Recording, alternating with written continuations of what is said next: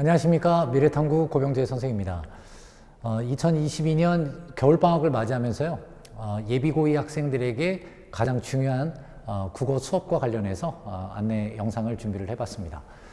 실제 수능에서 사실 이제 고3 때 변별력을 갖추기란 상당히 쉽지가 않습니다. 그래서 입시 전반을 놓고 봤을 때 고등학교 1, 2, 3학년 중에 또 이제 수능에서 뭔가 고득점을 위한 완성된 학습의 시기는 바로 이때가 아닌가 생각을 해봅니다. 자, 지금부터 2022년 수능 국어 분석을 통해 앞으로 우리 학생들이 어떻게 수능 국어를 대비해야 되고 제 수업은 또 그에 걸맞게 어떻게 준비가 잘 되어 있는가 지금부터 간단하게 좀 소개를 해드려 보도록 하겠습니다.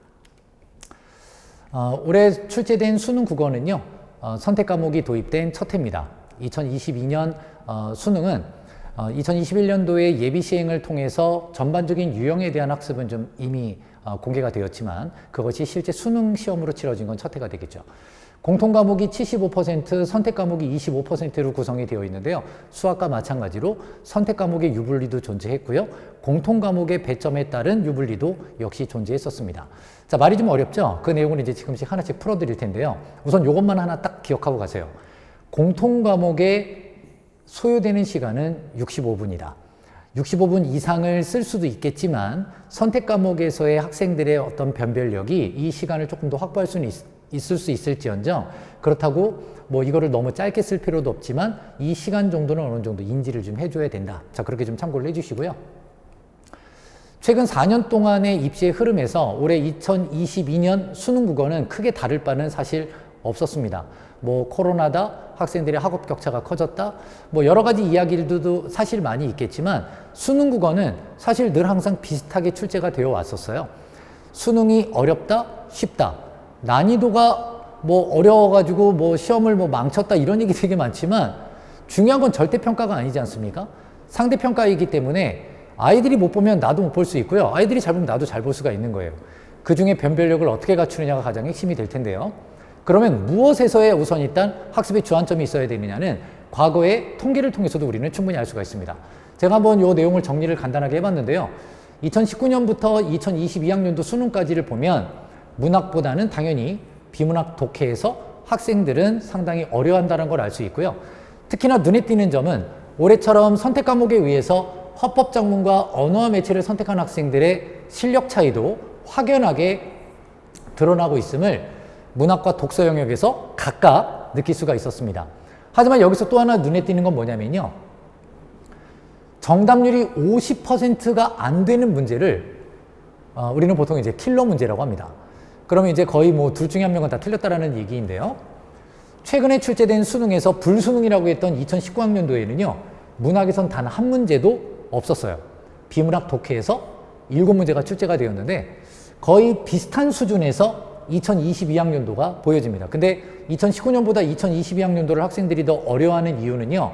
문학이 조금 어려운 게 한 문제가 좀 있었고요. 비문학에서 화법작문을 선택한 학생들이 박살이 나버렸다는 게 이제 특징입니다.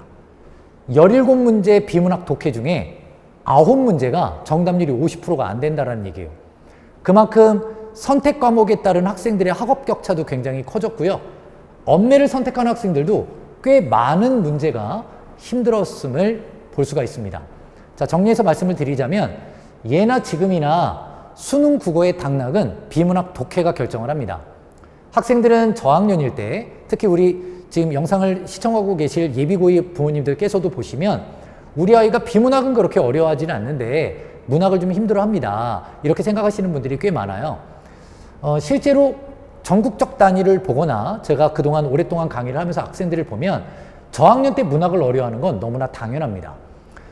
하지만 비문학에 대해서는 크게 문제의식이 없어서 그렇지 비문학의 배점, 어떤 채점 결과에 정답률이 높다고 해서 비문학 독해가 안정화됐다고는 볼 수가 없거든요. 하지만 수능이라고 하는 그 아이들이 결국 성장해서 고3이 되는 건데 결과를 놓고 보게 되면 문학은 사실 그렇게 정답률의 차이가 크지를 않아요. 근데 킬러 문제나 정답률의 차이는 이 독해 영역에서 상당히 크게 나타나죠. 이거는 뭐 예년이나 지금이나 올해 수능이나 똑같다라는 건 앞으로도 수능 국어가 표방하는 그 방향성과 색깔은 이미 정해져 있다. 이렇게 볼 수가 있습니다. 따라서 우리가 이제 2학년 때 무엇을 어떻게 준비해야 될 것인가? 조금 더 깊이 있게 한번 말씀을 드려볼게요. 올해 수능을 분석을 해보면요. 공통 과목이 1번부터 34번까지 76점이 배점이 되어 있고요. 학생들이 이제 35번부터 45번까지 11문제를 자신의 선택 과목에 따라 이제 시험 문제를 풀게 돼요. 이게 약 15분, 그리고 이게 한 65분 정도가 소요가 된다고 말씀을 드렸었죠. 자, 이때 24점이 배점이 되어 있는 것과 76점이 배점이 되어 있는 이 두 영역에서 똑같은 원점수가 나왔다고 해서 똑같은 표준 점수를 얻는 게 아니라는 게 바뀐 입시의 핵심 포인트입니다. 자, 예를 들어 말씀을 드려볼게요. 화법과 작문을 선택한 학생의 원점수가 84점인 경우를 한번 가상을 해보겠습니다. A 학생은요, 공통 과목에서 고득점을 했습니다. 그리고 C 학생은요, 선택 과목에서 고득점을 했습니다. 둘 다 지금 원점수가 똑같이 84점이지만 이거를 공식에 적용해서 계산을 해보면요, A 학생은 표준 점수가 약 138점이 나오고요. C 학생은 표준 점수가 133점이 나와요. 이유는요, 아주 간단합니다. 배점이 높은 영역일수록 표준 점수에 더 높은 이득을 얻게 되는 거고요. 그렇게 되면 아무래도 그 공통 과목에서 고득점을 하는 학생일수록 원점수가 같을 때에도 더 높은 표준 점수를 얻게 되어서 같은 등급에서는 정시의 유리함을, 또 수시에서는 보다 더 높은 표준 점수를 얻게 되니까 당연히 등급 상향의 어떤 기회가 주어지게 되겠죠. 자, 그러면 언어와 매체를 선택할 것이냐, 화법과 작문을 선택할 것이냐, 그 무엇보다 먼저 선행되어야 될 건 과연 내가 공통 과목에서 고득점을 할 수 있느냐, 이게 우선 일단 첫 번째 숙제가 되어야 합니다. 두 번째는요, 이제 공통 과목 어느 정도 자신 있습니다. 이랬을 땐 언어와 매체를 선택하는 게 당연히 더 유리할 수밖에 없습니다. 왜냐하면 방금 제가 말씀드린 공통 과목과 선택 과목의 원점수가 같음에도 표준 점수가 다른 건 같은 군 안에서의 계산 방법이었어요. 즉 언어와 매체를 선택한 학생들끼리 계산했을 때 언어와 매체를 선택한 학생 중에서도 공통 과목을 더 높게 맞은 학생이 고득점한다, 이 얘기지만 화법 작문과 언어와 매체 두 개를 비교해 보면 언어와 매체를 선택한 학생이 똑같은 점수라도 화법 작문을 선택한 학생보다 표준 점수가 더 높게 나올 수밖에 없다는 얘기죠. 6월 평가원에서는요, 무려 표준 점수의 점수 차이가 7점이라는 굉장히 큰 차이가 났는데요. 올해 수능에서는 만점 시에 1점밖에 차이가 나지 않지만 실제 이 1점이라는 것도요, 상당히 입시에서는 중요한 영향을 주게 된다는 것을 참고해 본다면 상위권 학생들일수록 언어와 매체를 선택해야 되는 건 너무나 자명하다 볼 수가 있겠습니다. 자, 그러면 앞으로 우리가 공부를 해나갈 때 그럼 어떻게 해야 될 것인가? 우리 아이가 이제 고등학교 2학년 올라가면서 수능 국어를 준비하는 데 있어서 언어와 매체와 화법과 작문 뭘 선택해야 될지 고민하기 이전에 아까 말씀드린 것처럼 공통 과목에 대한 학습의 틀을 정확하게 짜는데 총력을 기울여야 합니다. 그러려면 제일 먼저 문학 실력이 안정화될 수 있게끔 2학년 때 학습의 포인트를 맞춰주셔야 돼요. 문학이 안정화된다는 건요, 아까 제가 기억하실지 모르겠지만 문학의 소요 시간이 약 30분이거든요. 근데 수능 국어 고득점을 하는 학생들은요 27분에서 30분 안에 다 풀어야 돼요. 이게 만약에 우리 아이가 문학을 푸는데 고3이 돼서 만약 34분 정도 걸리는 친구가 되면 이 친구는 무조건 3, 4등급 이하로 떨어져요. 문학 영역이 우선 일단 30분 이내에 고득점할 수 있게끔 안정화되어야 한다는 거죠. 그러려면 이제 좀 이따 뒤에서 제가 말씀드리게 될 인식의 틀이 필요합니다. 그리고 난 다음에 병행해서 비문학을 학습해 줘야 돼요. 두 개를, 얘를 하고 난 다음에 얘를 하는 게 아니고요. 두 개를 같이 하되 얘는 어떻게 공부를 하더라도 얘는 안정화될 수가 없어요. 왜냐하면 얘 자체가 문학처럼 뭔가 틀이 만들어져 있는 게 아니에요. 간단한 말씀을 드리자면 문학은 말 그대로 문학이죠. 그럼 문학이라 할 수 있는 틀은 있는 거예요. 근데 비문학은 문학이 아닌 모든 것이기 때문에 당연히 이게 훨씬 더 안정화가 빨리 된다. 그 다음 비문학에 총력을 기울이자. 그리고 난 다음에 이제 1학년 때 우리 아이들이 내신 때 문법을 했단 말이에요. 2학년 때도 이제 문법을 하는 학교들이 있을 거예요. 어차피 문법을 내신 때 했을 때 만약에 우리 아이가 최상의 변별력을 갖출 수 있다. 그런 목적을 갖고 있다면 무조건 언매를 선택하기를 권장해 드리고요. 그래서 이번 방학 같은 경우에 언매 총정리도 같이 병행하신다면 물론 이제 시간이 많이 좀 안 나시죠. 근데 그래도 굉장히 효과가 좋을 거고요. 만약 그렇지 못하더라도 언매는 내년에도 또 들을 수가 있으니까 반드시 공통 과목에 대한 걸 먼저 선택을 해라. 나중에 언어와 매체를 선택하고 공부하시다가요, 만약에 3, 4월 모의고사, 고3 때, 고3 기준입니다. 3, 4월 모의고사를 봤는데 이 언매 영역에서 점수가 너무 안 나오잖아요. 그러면 그 이유가 매체가 아니라 문법 때문이라면 과감하게 과탐이나 수학, 이과생들인 경우에는 화작으로 전형하는 게 오히려 더 유리할 수가 있습니다. 물론 이거는 이제 더 1년 뒤를 놓고 얘기하는 거지만 잠정적으로 그렇게 좀 알고 계시면 좋겠고요. 자, 그러면 도대체 어떻게 해야 수능 국어의 공통 과목에서 고득점을 할 수 있을까? 물론 이런 부분에서 이제 제 수업에 가장 큰 장점이 있다고 보시면 되겠는데요. 우리가 보통 바둑알로 오목도 두고 바둑도 두잖아요. 하지만 두 개의 두는 방법, 메커니즘은 완전히 다릅니다. 보통 우리가 국어라고 하는 것을 수능 국어와 내신 국어가 둘 다 국어이기 때문에, 그리고 과거 학력고사의 경험을 갖고 계신 부모님들께서 과거의 국어라고 하는 것에 대한 기억을 가지고서 지금 수능 국어에 대한 학습의 방향을 잡는다면 이건 마치 오목 두는 방법으로 바둑을 두고자 하는 거와 똑같은 원리가 될 것이에요. 아예 결이 다르다라는 얘기인데요. 보통 우리가 이 수능 국어를 준비하는 데 있어서 굉장히 잘못된 방향의 학습을 하는 경우들이 의외로 꽤 많습니다. 가장 대표적인 게 우선 일단 기출문제를 풀어요. 그리고 또 뭐 이제 EBS 정리도 해요. 그리고 학교에서 공부하는 내신 때 공부하는 막 문학 공부하듯이 수능에서도 막 작품에 대한 이해를 하려고 공부를 해요. 혹은 배경 지식만 키우려고 노력을 해요. 이것은 우선 일단 수능에서 요구하는 사고도 아니고요. 이런 학생들이 결국에는 글을 어떻게 읽는지 아십니까?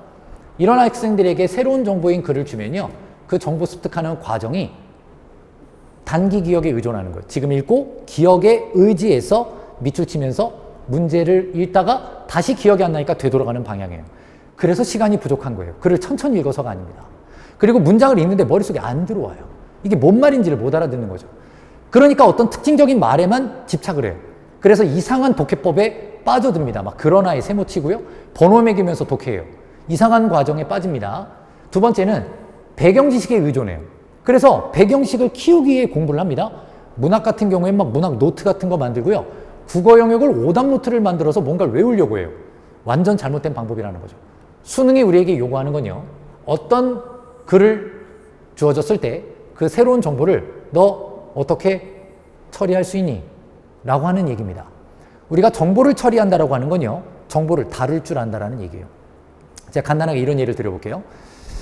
제가 이제 주식을 예로 많이 드는데요. 우리가 보통 주식을 한다고 하면 자네 주식할 줄 아나? 라고 얘기했을 때 나 주식할 줄 알아. 나 주식 해봤어. 라는 게 무슨 뜻일까요? 주식하는 방법을 안다는 얘기예요. 매도할 수 있고요. 매수할 수 있고요. 주식시장에, 증권시장에 우선 일단 계좌가 터 있다라는 얘기겠죠. 실제로 이제 주식을 얼마나 해봤는지 그 경험에 따라서 또 좀 달라질 수 있고요. 차트를 보는 방법, 이런 것들에 의해서도 또 역시 달라질 수도 있겠지만, 주식하는 방법을 안다라고 하는 건 우선 일단 주식을 할 줄 안다는 뜻일 거예요. 그러면 무언가 주식과 관련된 정보를 처리할 수 있다는 얘기죠. 그런데 우리나라 주식시장에는 코스피와 코스닥에 약 2,400개의 상장 기업들이 상장되어 있습니다. 그런데 주식하는 방법도 모르는 사람이 그 2,400개의 상장 기업들을 노트에다가 하나씩 적어가면서 그 특징들, 그거를 외운다고 생각을 해보세요. 기가 막히죠. 어이가 없습니다. 이렇게 공부하는 친구들이 의외로 꽤 많다라는 거죠. 그런데 그렇게 많은 기업들에 대한 특징을 알면서 정작 주식 거래는 할 줄을 몰라요. 수능이 우리한테 요구하는 건 이와 같은 우를 범하지 않도록 주식하는 방법을 알듯 수능 공부하는 방법, 즉 글을 읽고 그걸 이해하는 그 틀을 스키마라고 하는데, 그거를 수험 기간 동안에 차곡차곡 잘 쌓아달라는 거예요. 마치 수학에서 개념을 공부하고 응용학습을 하듯이 말이에요. 그런데 대부분 많은 학생들을 보면, 물론 이거는 우리 교육의 문제이기도 하겠지만, 실제로 학생들에게 뭔가 글을 읽을 수 있는 인식의 틀을 만들어주기보다는 기출문제를 풀거나 문제풀이 방법, 그런 스킬에 집착하는 것들을 굉장히 많이 봐왔어요. 그러니까 이런 것들이 우선 일단 우리가 지양해야 될 아주, 그리고 또 경계해야 될 공부 방법이라는 걸 알아두셔야 되겠습니다. 자, 그러면 이걸 제가 조금 더 세분화시켜서 말씀드려볼게요. 되게 추상적일 수 있으니까.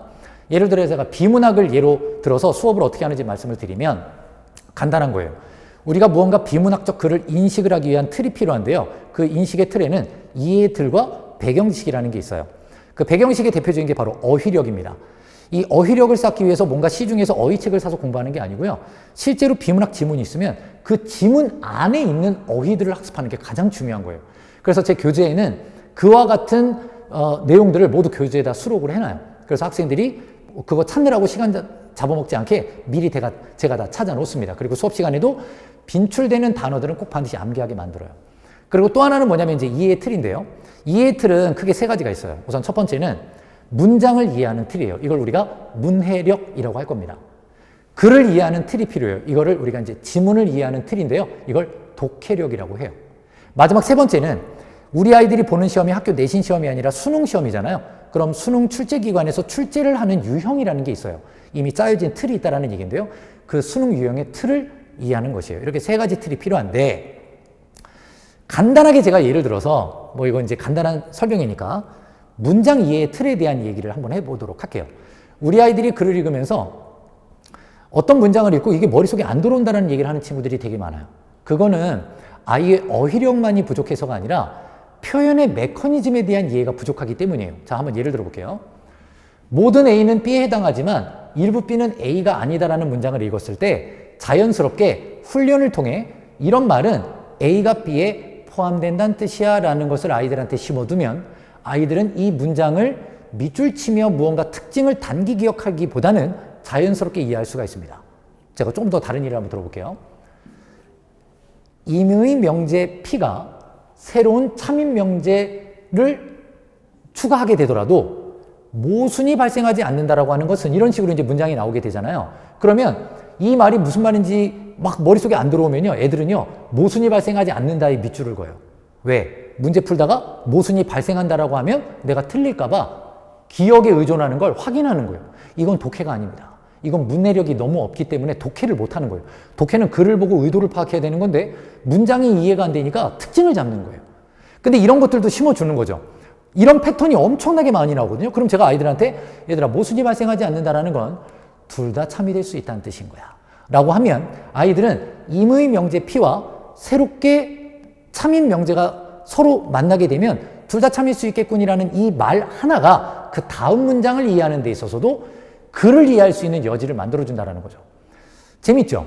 본격적으로 제가 또 하나 더 한번 말씀을 드려볼까요? 과학기술 지문에는 문장을 통해 공식을 표현하는 경우들이 상당히 많아요. 이런 것도 훈련을 통해 학생들에게 문해력을 키워줄 수가 있는 건데요. 예를 들어 슬립률은 주행속도와 회전속도의 차이를 주행속도로 나눈 값으로 이러면 이걸 아이들은 그냥 슬립률은 주행속도 막 이러면서 그냥 밑줄만 그어놓고 그냥 끝내버려요. 근데 이거를 공식으로 이렇게 만드는 연습을 시켜보잖아요. 누구나 다 만듭니다. 근데 중요한 건 뭐냐면 슬립률, 즉 좌변에 있는 슬립률과 우변의 분모값은 항상 반비례하는 거야 얘들아 라고 알려주면 학생들은 글을 읽으면서 만약에 그 다음 문장에 주행속도가 빨라지면 이라는 말이 나오잖아요.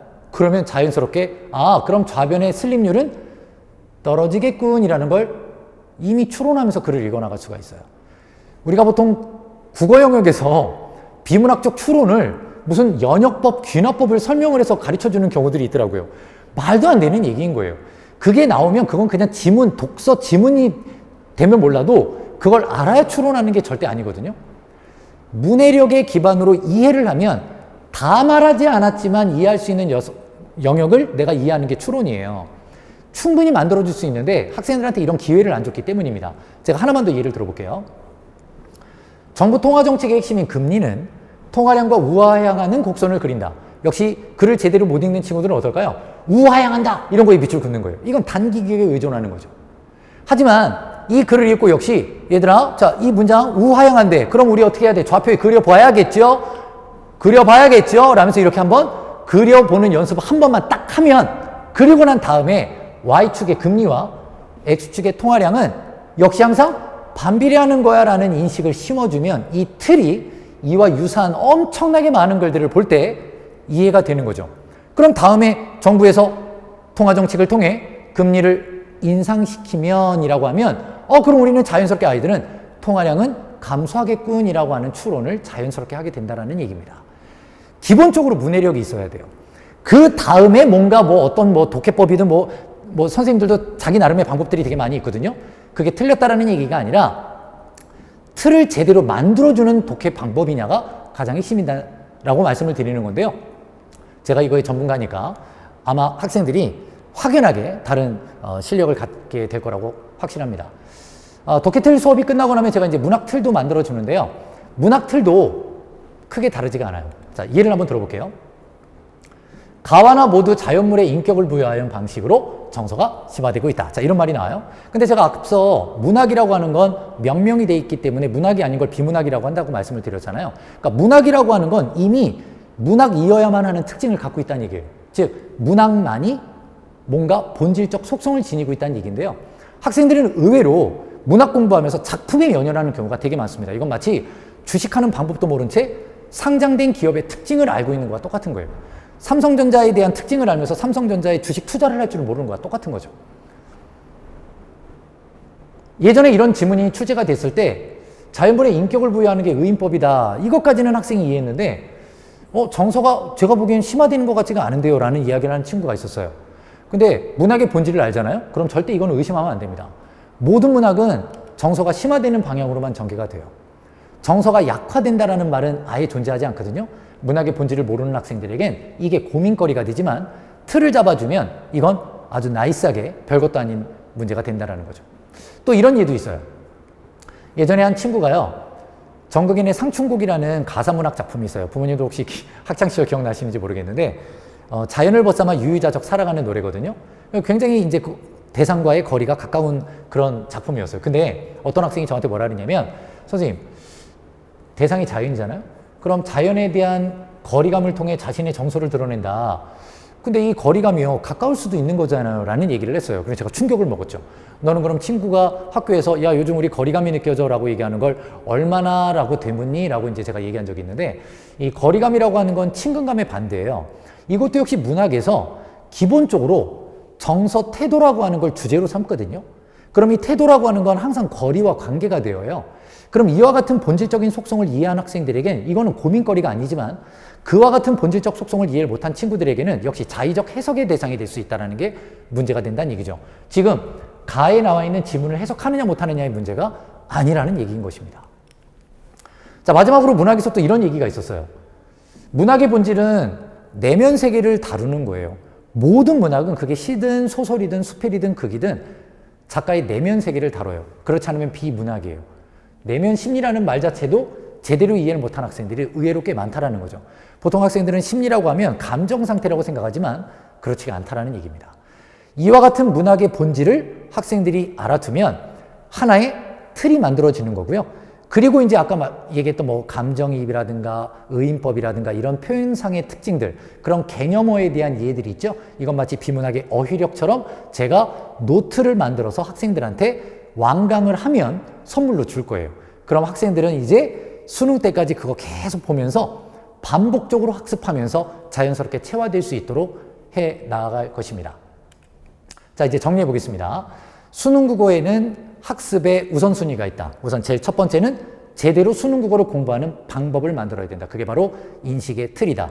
자, 필요한 틀은요, 총 5개가 있는데요. 우리 학생들은 이 둘 중에 하나를 선택하게 될 거니까 학생들에게 필요한 틀은 4가지가 되겠죠. 이번에 제가 겨울방학에 2개의 정규반을 개강을 하는데요. 일요 정규반에서는 이 2가지의 틀을 만들 거고요. 그 다음에 금요 정규반에서는 이 2가지의 틀을 만들고자 할 것입니다. 그리고 난 다음에 정말 모의고사 스킬이 필요한 거예요. 모든 수업 안에 과제가 다 들어가 있습니다. 교재 뒤에 OMR 카드가 있는데요. 아까 제가 방금 아까 전에 말씀드렸지만 비문학 독해를 예를 들어서 문장 이해 틀이 필요합니다. 지문 이해 틀이 필요합니다. 수능 출제 유형의 틀이 필요합니다라고 말씀을 드렸잖아요. 이 과제를 학생들이 수행을 한다는 건요. 방금 배운 내용을 통해 수능 출제 유형의 틀을 연습하는 시간이에요. 제가 알려주면. 따라서 우리 아이가 단지 몇 점 받았느냐가 중요한 게 아니라 어떤 유형의 틀에서 취약한지를 찾아내는 과정이에요. 따라서 과제 수행할 수 있도록 좀 지도 관찰 좀 해주시고요. 이 성적표가 이렇게 좀 제공이 되면 이런 거 성적표 보면서 몇 점이냐에 집착하지 마시고요. 어떤 유형이 독해를 했고 문학의 틀을 잡았는데 어떤 유형에 우리 아이가 취약한지 그 문제를 찾아나가는 것도 하나의 공부라고 보시면 되겠습니다. 우선 일단 부모님에게는 제가 문자로 성적표 제공할 거고요. 우리 아이들한테는 성적표가 제공이 될 겁니다.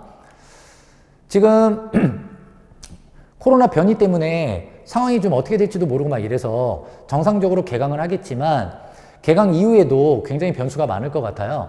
제가 매주 이렇게 동영상 강의를 촬영을 해서 학생들이 수업 중간에 결손이 발생하지 않도록 꼼꼼히 좀 하도록 할 거고요.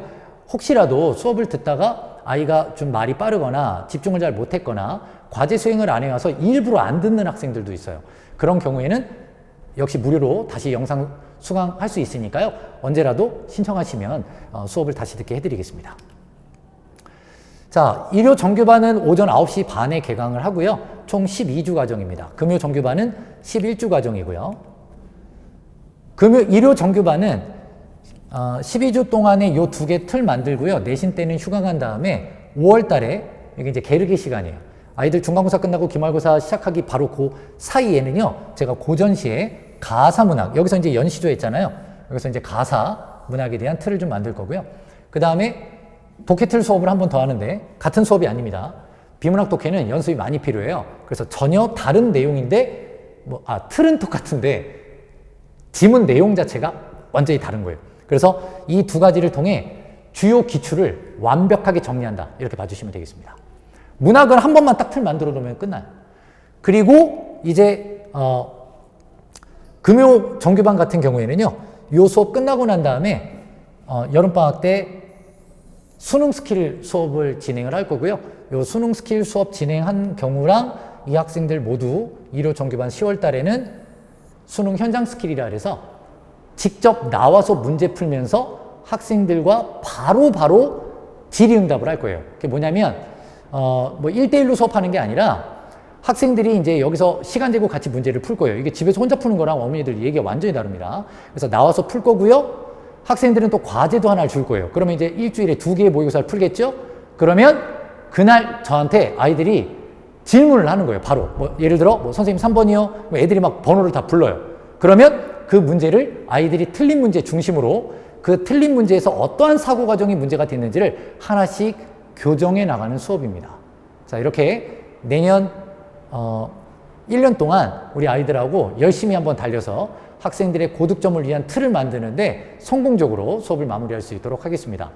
감사합니다.